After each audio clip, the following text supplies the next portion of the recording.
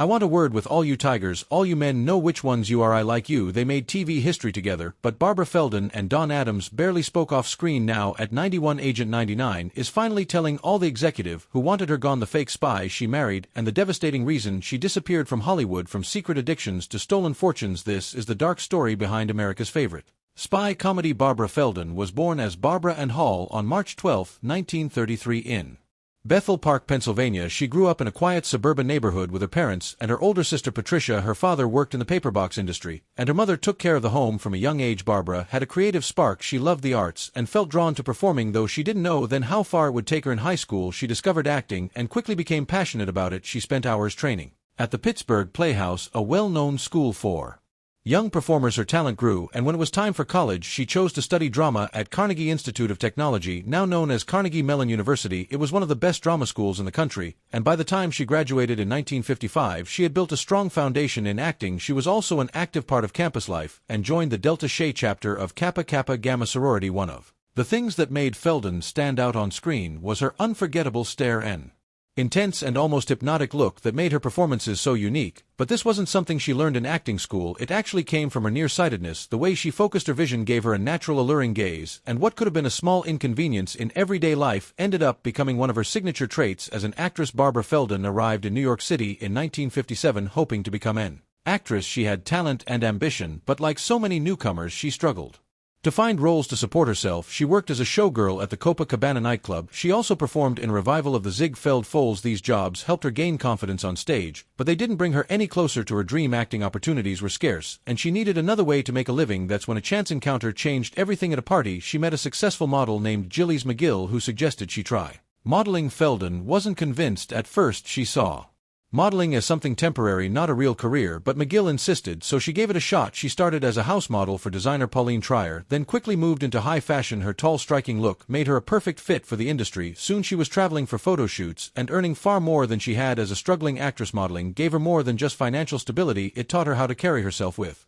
confidence and how to work with cameras. She learned about lighting, styling, and how to project personality in front of an audience. These skills would prove invaluable later in her career. That same year, Feldon made an unexpected move into television, not through acting, but by winning the $64,000 Question, one of the most popular game shows at the time. Her chosen subject was Shakespeare, a bold choice, considering she had only earned average grades in college drama classes, but she was determined. She studied for up to 14 hours a day, memorizing every detail she could. When she finally stepped onto the show, she impressed audiences with her intelligence and poise. She won the grand prize, but lost her chance to double it on the $128,000 Question. A few weeks later, the win brought her a brief moment of fame. Newspapers covered her story, and with the prize money, she and her husband opened an art gallery in Greenwich Village. The gallery focused on abstract expressionist art, but despite their efforts, it struggled financially. Within a few years, her husband returned to advertising, and Feldon once again found herself searching for new opportunities. Then came the moment that would change everything. She was cast in a commercial for Revlon's Top Brass Hair Pomade, a men's grooming product. The ad was simple. Feldon lay on an animal print tiger rug, gazed into the camera, and called the male audience tigers. It was playful, sultry, and completely different from anything on TV at the time. The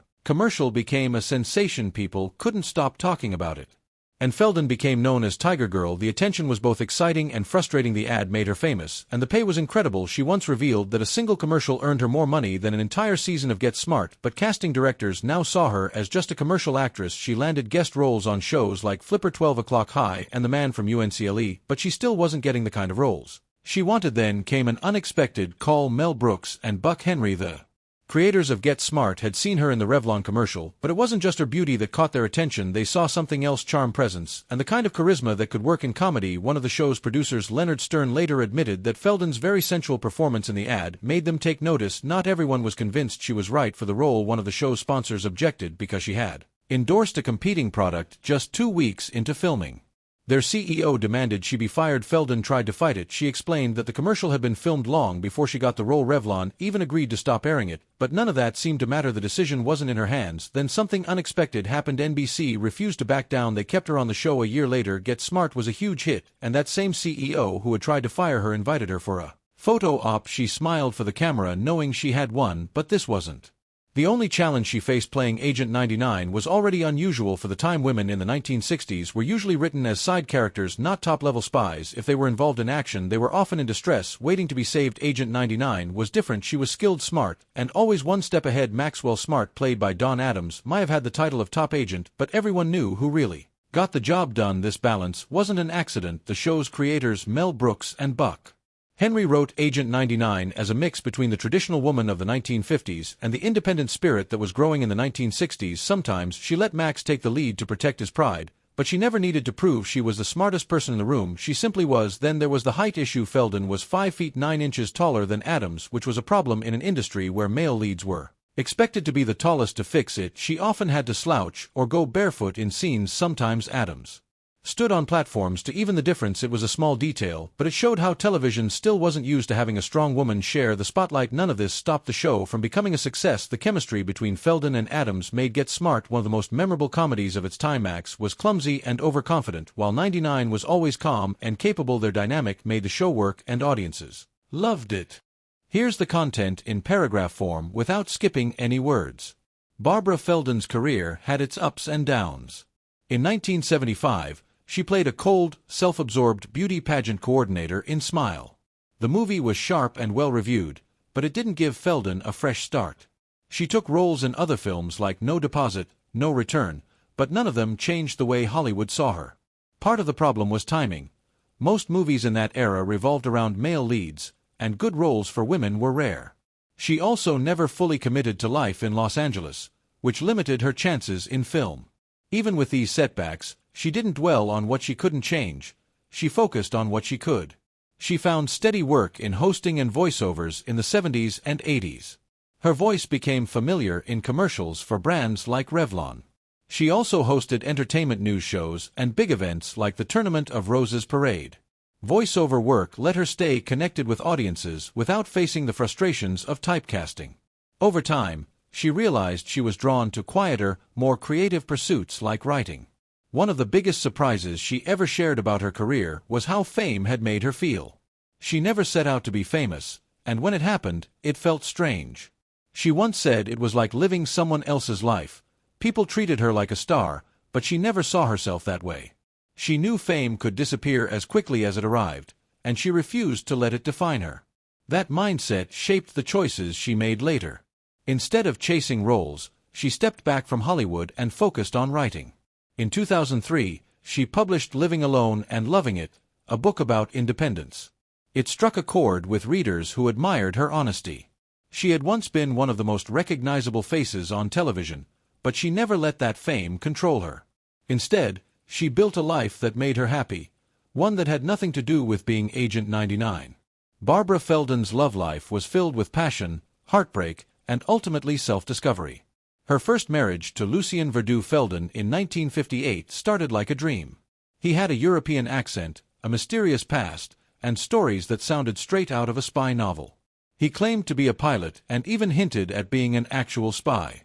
For a young actress stepping into show business, it was thrilling, but reality didn't take long to catch up. Lucien had a dark side. He struggled with gambling, infidelity, and drug addiction. His gambling habit was so extreme that he burned through much of the prize money Barbara had won on the $64,000 question, where she had demonstrated an impressive knowledge of Shakespeare. As the marriage unraveled, Barbara realized that the man she had fallen for was not the person he had pretended to be. The charm faded, replaced by disappointment. In 1967, the marriage ended. But even after the divorce, Barbara kept his last name professionally. By then, she had become a household name as Agent 99 on Get Smart, and changing her name could have disrupted her rising career. Years later, when Lucien passed away in 1991, she did something unexpected. She spoke at his funeral. Despite everything, she looked back on their time together as an adventure. It was a chapter of her life that, while painful, had shaped her. Not long after her divorce, Barbara found love again. This time it was with Burt Naudella, the producer of Get Smart. They were together for over a decade, from 1968 to 1979, but they never married or had children. Eventually, Barbara realized that they weren't meant to be life partners. The relationship ended, but the bond they had built remained. Even after they went their separate ways, they stayed close until Burt's passing. This period in her life marked a turning point. After the breakup, Barbara moved back to New York City, but instead of searching for another relationship, she embraced something different: solitude. It wasn't loneliness, it was independence. She didn't see being single as something to be pitied. Instead, she saw it as an opportunity. Living alone gave her the freedom to grow, explore new interests, and build deep friendships. She had no regrets about not remarrying or having children. Society had long pushed the idea that fulfillment came from marriage and family, but Barbara never felt pressured by those expectations. In interviews, she spoke candidly about the joy she found in her own company. Over time, she watched cultural attitudes shift. The idea that a person could be happy on their own became more widely accepted. She found that change refreshing. Looking back, her journey wasn't just about love and loss, it was about self-discovery. She proved that happiness isn't always found in someone else, sometimes it comes from within. Living alone and loving it is more than just advice on being alone. It's a personal journey that began when her long-term relationship ended. Most people would see that as a loss, but she saw it as an opportunity. Best known for playing Agent 99 on Get Smart, Feldon had spent years in the public eye. But when she found herself living alone, she realized something important. Happiness doesn't have to depend on being with someone. Society often pushes the idea that being single means something is missing, but Feldon disagrees. She believes solitude can be freeing. It gives people a chance to grow, explore their own interests, and build a strong sense of self. In her book, she shares how to stop negative thinking and find joy in everyday life. She talks about the freedom of setting your own schedule, making decisions without compromise, and discovering what truly makes you happy. Her words connect with people at different stages of life: young adults stepping into independence, older individuals adjusting to change. She even brings in wisdom from writers like Rainer Maria Rilke, adding a thoughtful touch to her reflections. But at its core, her message is simple. Being alone doesn't have to mean being lonely. It can be a time of discovery and fulfillment. Feldon has always been more interested in personal growth than fame. Get Smart made her a star, but she never chased celebrity status. She enjoyed the excitement, but she also saw the downside: fame could be isolating. Over time, she realized she wanted something deeper. Writing gave her that. It became a way to understand herself and connect with others on a more meaningful level. Even now at 90, she still speaks about the importance of living authentically. She values simplicity and self-acceptance. She believes success isn't about staying in the spotlight, it's about finding peace in who you are. One of the most surprising things about Feldon is how she walked away from major acting opportunities after Get Smart. She had the chance to take on big roles but turned them down. She even declined cameos in Get Smart remakes, including the 2008 movie with Steve Carell and Anne Hathaway. She felt these projects wouldn't capture what made the original special. Barbara Feldon has chosen a quiet and thoughtful life in her later years. She lives alone in a peaceful apartment on Manhattan's Upper East Side, just a short walk from Central Park and the Guggenheim Museum. The space is simple and elegant, with high ceilings, wooden floors, and large windows that let in plenty of light, a place that reflects her personality: calm, uncluttered, and filled with warmth. Living alone wasn't always part of her plan, but over time, she came to love the independence it gave her. Writing became one of her greatest joys. She contributed essays to Metropolitan magazine, and in 2024, she published her memoir Getting Smarter. In her writing, she explores the lessons she has learned about love, career, and the power of self-reliance. Though she rarely acts anymore, she still takes part in poetry readings and sometimes joins small theater productions, drawn to the creative energy of live performance. She enjoys the simple things. Every morning she meditates before making coffee and settling in with a book. She has a deep love for literature, especially the works of Edith Wharton.